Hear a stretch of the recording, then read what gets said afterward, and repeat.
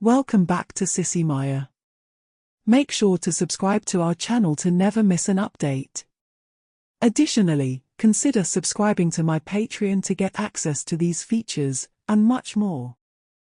Leaning over me, she suggested, "Let's get you out of the pram now. It's bedtime for you." I couldn't believe what I was hearing. Mary unfastened the pram harness while Alan helped me sit up. She then unbuckled the baby reins behind me and removed them. "Up you come, little girl," she cooed, lifting me out of the pram and carrying me upstairs into the bathroom. Gently, she laid me down on the floor, undressed me, and carefully placed me into the warm water. Supporting my head as one would with an infant unable to sit upright, she began to lather me with scented soap. After rinsing me clean, she lifted me out of the bath, wrapping me snugly in a soft, fluffy towel. Once dry, she picked me up and led me down the hallway into Amy's nursery. It was unmistakably a nursery fit for a little girl. Decorated in delicate shades of pink, it boasted numerous plush toys and dolls scattered about. Fairies and baby animals adorned the wallpaper, while similar pictures adorned the walls. Only the furniture was white, an unmistakable sign of where I would be sleeping. On the bed lay a neatly folded terry toweling nappy. Mary gently laid me down on my back upon it, sprinkling baby powder around my bottom and between my legs. Next, she took a pair of pink plastic baby pants and pulled them up my legs, securing the press studs between the thighs for easy nappy changing access. She tucked in the elastic around my waist and chubby, dimpled thighs with practiced care. Next came my nightdress, resembling a miniature day dress made from soft white cotton. It featured a typical baby dress pattern, a Peter Pan collar, short puffed sleeves, a button fastening down the back, and a sash belt tied neatly at the back. Adorning the front was delicate pink smocking, adding an extra sweet touch. With practiced skill, Mary pulled the dress over my head, guided my arms through the sleeves, and gently laid me on my stomach to fasten the buttons down the back. She tied the sash belt into a bow behind me before turning me face up again. Next, she secured white woolen fingerless mittens onto my hands, tying them with pink ribbons around my wrists, rendering my fingers effectively useless. Finally, she slipped on a pair of little white cotton ankle socks, folding them down neatly. Supporting me under the armpits for a moment, she attempted to stand me up, though I knew I couldn't support myself. The dress hung short around me, making me acutely aware of how prominently my nappy and plastic pants were visible underneath. Then it was time to tuck me in, and Mary employed a clever technique. She spread out a white cotton sheet underneath me, positioned my arms straight down by my sides, and rolled me snugly in the sheet, tucking it in securely beneath me. Taking another sheet, she repeated the process, effectively swaddling me in the traditional manner. Immobilized by the layers, I lay there with my head propped up on the pillow, feeling as if I were in a straitjacket, completely unable to move. Mary then picked up a soft pink cot blanket, draping it over me and securing it tightly under the mattress. I suddenly felt confined, realizing I wouldn't be going anywhere during the night. Looking down at me with a smile, Mary remarked, "There we are, one sweet little baby all snug for the night. How does it feel, Daniel, to be wrapped up in your nappy like this? I don't have to do this with Emily, of course, but I think it's necessary for you." Momentarily forgetting my situation, I attempted to squirm and voice my frustration, resulting only in a feeble wriggling and babbling sound, blubble ubble oh blue. Mary burst into laughter as Alan entered the room and looked down at me. Chuckling, he commented, "Well, Daniel, do you believe us now? I imagine this should be convincing enough." Mary raised the sides of the cot and secured them in place. Now truly confined, even if I had managed to extricate myself from the bedclothes, escaping the cot would have been impossible, thanks to its barred drop sides, undoubtedly a precaution against babies wandering in the night. "All right then," Mary said, breaking the silence, "I think it's time for baby to get some sleep. Night-night, Daniel, or rather Emily. Sleep tight, and mind the bugs don't bite." As an afterthought, she fetched a dummy from the dresser and gently inserted it into my mouth. Exhausted both mentally and physically, I obediently began to suck on it, resigning myself to the role I was being forced into. The sooner I demonstrated complete compliance with this humiliating charade, the sooner I hoped to regain my true identity. Then I'd give them a piece of my mind.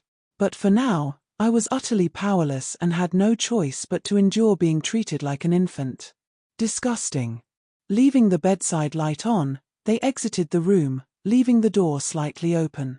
I heard their footsteps receding downstairs, and once alone, I tentatively tested the limits of my bindings, hoping against hope to wriggle free from the swaddling sheets and blanket that restrained me. Yet, I found myself utterly immobilized. The tight swaddling held my arms firmly at my sides, and the securely tucked-in blanket kept me flat on my back. After a futile attempt, I realized it was futile and lay there exhausted. Gradually, my eyelids grew heavy, and I slipped into sleep, wondering what fresh humiliations the next day would bring. Undoubtedly, the most degrading aspect of finding myself trapped in the body of a 6-month-old baby girl was my complete loss of control over bodily functions. As the early morning light filtered into the room, I became aware that I had both wet and soiled my nappy. A feeble, high-pitched whine escaped my lips as I felt the discomfort around my bottom. No wonder babies cry. Helplessly swaddled and unable to move, I awaited signs of life in the house.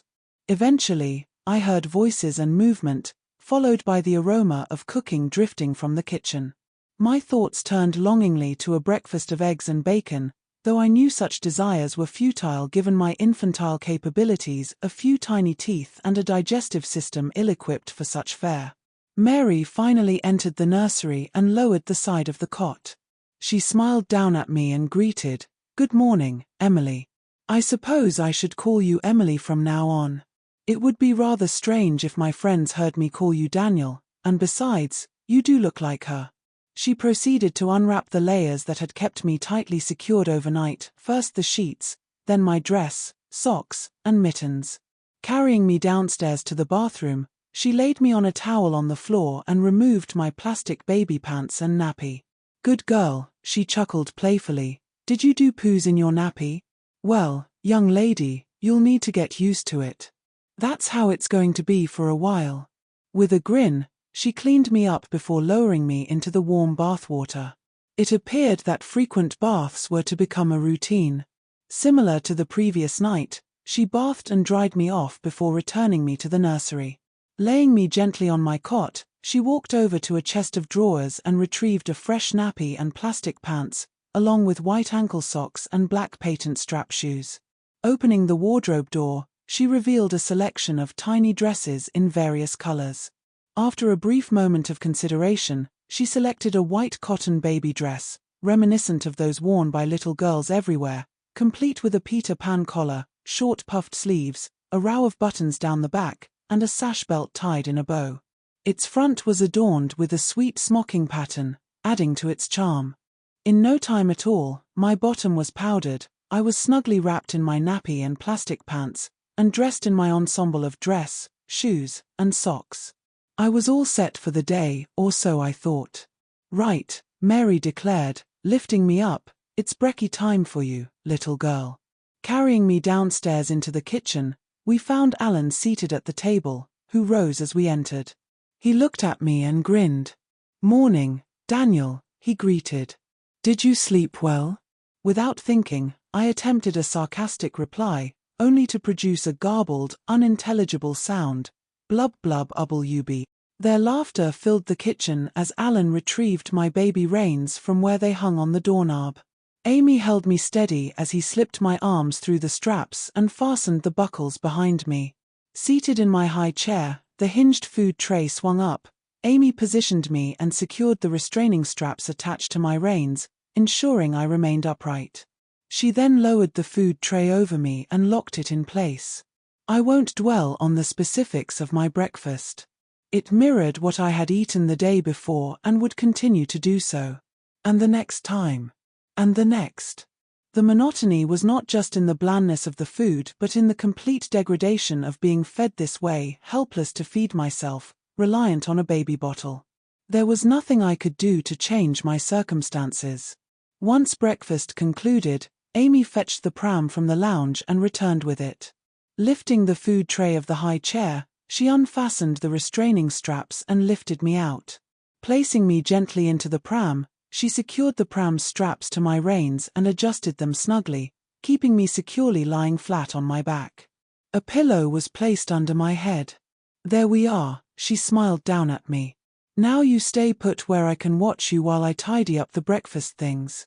She proceeded to wash the dishes at the sink while Alan dried and put them away. Closing the crockery cupboard door, Alan checked his watch and announced, "Right, I must be off. We've got that meeting at 9 o'clock sharp." He left the room briefly, returning moments later dressed in his coat with a briefcase in hand. After bidding Amy farewell with a kiss, he looked down at me and grinned. "Now you be a good little girl, Emily. See you tonight. Bye, love." Chuckling to himself, he headed out into the hallway. Shortly after, I heard the front door open and close, signaling his departure. "Now then," Mary began, peering down at me, "guess where we're off to this morning?"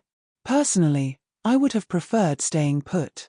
"We're going to visit my friend Jennifer Turner," she continued. "It's been nearly a month since she's seen you, or rather, the real Emily, so she's asked us to visit. She's going to treat you like the sweet little baby girl you are, and you won't be able to do a thing about it. I find that quite amusing. Now, let me get ready, and then we'll be on our way." With that, she exited the room, leaving me in the pram, contemplating what promised to be another humiliating day. A few minutes later, Mary returned to the kitchen wearing a red rubberized cotton mackintosh with a hood. After buttoning it up and securing the belt snugly around her waist, she draped a warm blanket over me and fastened the pram apron securely in place. Locking the securing clips around the edges, she raised the pram hood and clicked it into position. Securing the flap of the apron with elastic loops attached to the pram hood locking levers, she placed her handbag in the pram's shopping basket, ensuring everything was ready. "Off we go then," she smiled down at me under the pram hood. Releasing the brake, she began pushing me down the hall towards the front door. Opening it, she pushed me outside over the threshold before closing it firmly behind us. With purpose, she steered the pram down the path and out onto the street. I soon acclimated to the gentle swaying of the pram's soft suspension. Much like yesterday, my view was limited to the interior of the pram hood and a sliver of sky through the gap above the apron flap. Occasionally, I caught glimpses of Mary's head, though she seemed preoccupied and paid me little attention. The sounds of pedestrians and passing traffic filled the air, frustratingly out of sync with my limited visual perspective. I began to understand how dull it must be for a baby without someone engaging them. Resigned to my predicament until Amy decided otherwise, I relaxed and allowed Mary to manage everything. All I had to do was lie there, be fed, bathed, and sleep. What a life. I was nearly dozing off when the pram abruptly halted. I heard the gate creak open, sensed the pram pivot, and then felt it being pushed forward again, presumably up Jennifer Turner's front path. My assumption was confirmed as I faintly heard the doorbell chime and the door swing open. "Oh hi, Mary," greeted a woman's voice. "Come on in. Glad to see you've got Emily with you. It seems ages since I've seen her." 3 weeks actually, replied Mary. "Well, that's 3 weeks too long," said Jennifer. "Bring the pram into the lounge." Mary wheeled the pram into the house, stopped, and applied the brake. We had arrived. A moment later, she removed the pram apron and lowered the hood, then took off the blanket to reveal me in all my cute attire. Jennifer, a good-looking woman with straight shoulder-length light brown hair, dressed smartly in a red dress, bent over the pram and smiled at me. "Hello, Amy," she greeted. "How are you?" She turned to Mary and remarked, "She's changed already. Especially in the eyes. Her expression looks sort of different somehow. Can't put my finger on it though." Mary and I understood exactly why that might be, and I suddenly wanted to call out, "I can tell you why." But predictably, all that came out was, "BA blue." I had forgotten. The two of them burst out laughing, and Mary unclipped the pram straps and lifted me out. "Can I hold her?" Jennifer asked eagerly. Mary handed me over, and they both sat down, with me propped up on Jennifer's lap. At least now I was upright and could observe and hear what was happening, even if I couldn't join in the conversation. They began exchanging news, and to my annoyance, Jennifer kept bouncing me up and down on her knee. Eventually, I decided to put an end to it by putting on a crying act. It wasn't difficult to mimic the cries of infants I had seen, and I was almost proud of my performance as tears streamed down my flushed face and Jennifer handed me back to Mary. She wiped my eyes and cradled me comfortably in her arms. That was much better. It seemed that even as a helpless baby, I could still get what I wanted to some extent. Despite my lack of interest in their conversation, it was better than lying alone in my pram or cot, bored out of my mind. I sat there, observing each face in the room and taking in my surroundings. Well, Jennifer suddenly suggested, how about a cup of coffee? Oh, lovely, replied Mary, standing up. They moved into the kitchen, and Jennifer put the kettle on. They chatted as the water boiled, and after making 2 cups of coffee, they returned to the lounge. Mary laid me down in the pram, though thankfully she didn't strap me in, probably because she could keep an eye on me. After a while, I started to doze off. It's amazing how often babies get sleepy.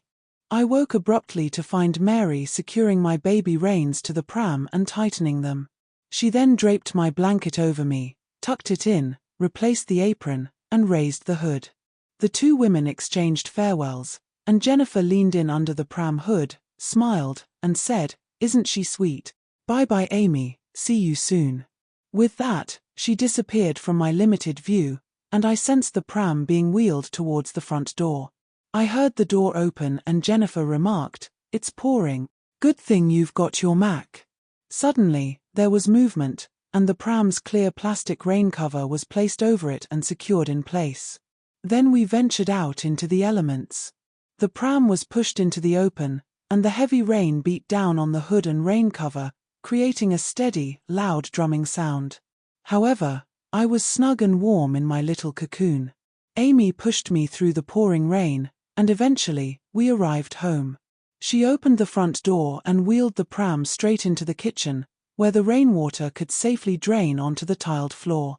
She closed the front door behind her, removed the hood of her raincoat and tossed it aside.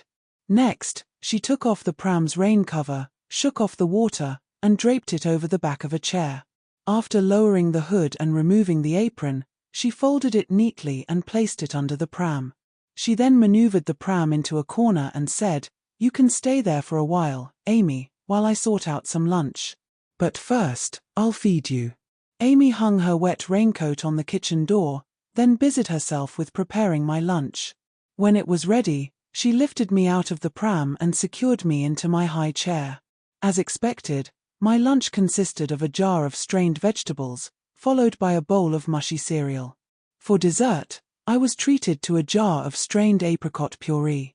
To finish it off, she handed me my baby bottle of milk and didn't stop until I had drained it completely.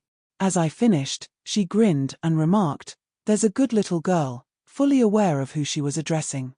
She chuckled momentarily and added, "Ah, Daniel, how does it feel to be a helpless little baby again?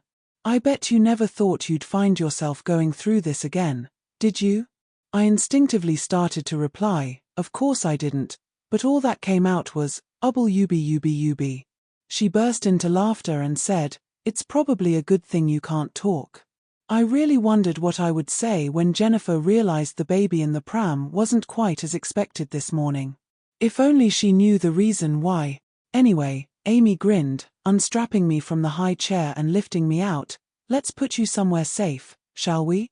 She returned me to the pram, laying me down once more and securing the restraining straps before covering me with the blanket. With a smile, she placed my dummy past my unresisting lips. By now, I had resolved to play along with the entire charade, hoping to expedite its end by being compliant and cooperative. Meanwhile, Mary busied herself preparing her own lunch. Strapped in as I was, I couldn't peer over the sides of the pram, but the tantalizing aroma of real food filled the air, leaving me frustrated. Mary more or less ignored me as she ate, and I lay there gazing up at the ceiling. After lunch, Mary washed up and then retrieved her raincoat from the kitchen door. As she put it on, I began to realize we were going out again, a prospect I dreaded if it meant being seen by others. Despite being effectively a genuine baby in appearance, it did little for my self-esteem. True to her intentions, Mary fastened her raincoat, pulled up the hood, and then came over to me. She replaced the apron over the pram, raised the hood, and secured the flap of the apron in place. Glancing out the window to check the weather, she confirmed it was still raining heavily and draped the plastic storm cover over the pram, fastening it securely. "All right, Amy," she announced, "time for some shopping. We're heading downtown. Hopefully, I'll have a chance to show you off to my friend Jill at the baby shop. Won't that be fun?" Fun. It couldn't have been less appealing, and Mary knew exactly how I felt about the idea. Yet, there was nothing I could do but sigh resignedly as we ventured out once more into the pouring rain. A biting wind had picked up, but at least I was snugly tucked away. During the 20-minute walk into town, I remained well concealed. However, my anonymity was soon to be shattered. Due to the pram's bulk, Mary skipped the supermarket and instead made stops at the butcher's and the greengrocer's. She kept me covered during these visits, briefly raising my hopes that I might avoid the goo-goo gaa nonsense that adults so often engage in around babies. Unfortunately, my luck ran out when we entered another shop. The pram came to a halt, and I heard a woman's voice greet, "Oh hi Mary, how are you today?" "Fine, thanks Trish," Mary replied. "It's turned quite chilly though. I thought you'd like to see Amy." I inwardly groaned as Mary folded back the pram's storm cover, lowered the apron flap, and raised the hood. A young woman peered down at me and exclaimed, "Oh, isn't she lovely? She gets cuter every time I see her." "How old is she now?" "Just over 6 months," Mary answered. 6 months. "It feels like she was born just a couple of months ago," Trish remarked. "I know what you mean," Mary said, scanning the area. "That wind is bitterly cold, and I don't want Amy catching a chill. Do you have any baby bonnets?" Realizing how humiliating this was going to be, I groaned inwardly. True to expectations, Trish opened a drawer and presented a selection of bonnets. "Oh yes," Mary smiled, selecting one and holding it up. "This is cute, isn't it?" It certainly was, a traditional white cotton baby bonnet with a broad brim to frame the face and wide ribbons to tie under the chin. Unable to resist, I watched helplessly as she leaned over me, pulled the bonnet onto my head, gathered the ribbons under my chin, tied them in a large bow, and adjusted the brim around my face. "There. Doesn't she look sweet?" Mary said, aware of my embarrassment. "She looks delightful," Trish agreed. "Anything else you need?" "Oh yes," Mary replied, pulling out a piece of paper from her pocket. "Here's the list." She showed Trish her list, who then gathered the items from the shelves. Once everything was on the shop counter, Trish totaled the bill and packed them into a bag. As she finished, she mentioned, "I suppose you'll be needing a pushchair soon. We've got a good selection, so just let me know when, and I'll give you a discount." "Lovely," Mary responded. "Yes, I think we'll need one soon, but Amy's small for her age, so I'll keep her in the pram for now." After paying the bill, Mary and Trish covered me up again, and we set off into the shopping precinct. As usual, my view was limited to the white plastic interior of the pram hood, with occasional glimpses of the sky and the tops of buildings above the apron flap. The rain began to ease, and the sun emerged, warming the dark navy blue interior of the pram hood and apron. With the thick, transparent plastic storm cover letting sunlight in while trapping heat and moisture, the inside of the pram quickly turned into a miniature sauna, causing me to sweat uncomfortably in the humidity. Growing increasingly uneasy, I called out to Mary in frustration, hoping she would remove the cover. However, my muffled sounds of uggle yubi conveyed nothing understandable to her through the plastic.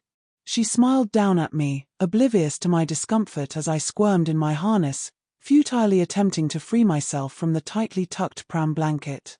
It felt like an eternity before we finally arrived home, and I let out a sigh of relief as Mary uncovered me in the lounge.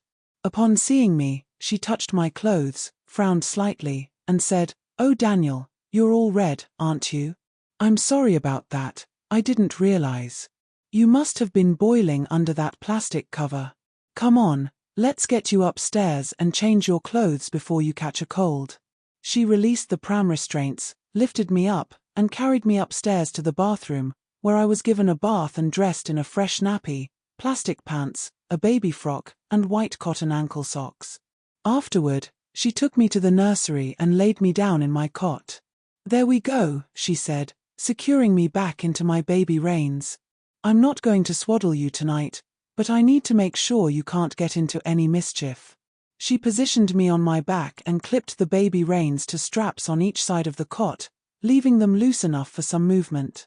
She then slipped white woolen fingerless mittens onto my hands, securing them with snugly tied ribbons to prevent slipping. Mary was clearly taking precautions. "Since you had a good feed at lunchtime, Amy, I'll just give you your bottle before you settle down for the night," she said, leaving the room briefly to fetch my baby bottle. She laid me down and guided the teat into my mouth, and I obediently drank the milk. As I finished, she tightened the cot straps and covered me with a soft, thick woolen blanket, tucking it snugly around me and placing a pillow under my head. "There we are, Amy," she smiled, inserting my dummy into my mouth. She raised the cot side and locked it in place. "Night-night, Daniel," she chuckled softly. "See you in the morning. Who knows what surprise we'll have for you tomorrow?" "Well, you'll find out, won't you?" With a gentle giggle, she left the room, leaving the door slightly ajar. I lay back in the dimming evening light, my movements restricted, and remained flat on my back, chewing absently on my dummy as I replayed the day's events in my mind. One thing was clear: my fate rested entirely in the hands of my captors until they decided to release me from this infantile confinement. I hoped it would happen sooner rather than later and resolved to play along until my freedom arrived. With that resolve, I gradually drifted off to sleep. And so, my uninterrupted stint as a 6-month-old baby girl was nearing its end. While a baby's life might appear uneventful from the outside, let me assure you, my experiences were anything but mundane, despite the peculiar circumstances.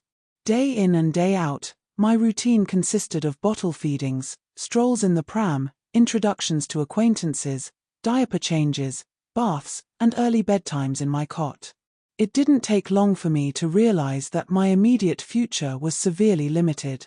It took several days of futile cooing, squirming, and incomprehensible protests to even convince Amy that this helpless, babbling infant was actually a grown man who typically lived just 20 miles away. There was no breaking the enchantment once it was cast. Yet, begrudgingly, I adjusted to life as a 6-month-old baby. Sometimes, survival means accepting humiliating routines and making peace with the situation. Throughout this endless cycle of humiliation, the thought of my eventual release kept me going. It was a relentless existence, day in and day out, living as a 6-month-old baby. Weeks dragged on in my role as a baby girl, but finally, after just over 3 weeks, my patience was rewarded. One Wednesday afternoon, Mike peered down at me in the pram and uttered the words I had longed to hear. "Well, Daniel," he began, "you've been remarkably cooperative. Mary says you've adapted to your role remarkably well and handled the situation with minimal stress, aside from a few tantrums we expected. So, how would you like to return to normal on Saturday?" Relief flooded through me, and without thinking, I attempted to exclaim, "Finally, yes," which emerged as an enthusiastic ublubble "oh." They both burst into laughter, and Amy chuckled, remarking, "Yes, I think you've learned your lesson. I must admit, Daniel, I've missed having you around." The decision was made. 3 more days of baby bottles and dirty diapers, and I would be free once more. I could hardly wait.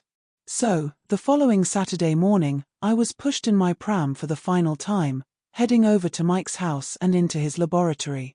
Everything was set up, and soon enough, I found myself lying on the examination couch where my unusual journey had started almost a month earlier.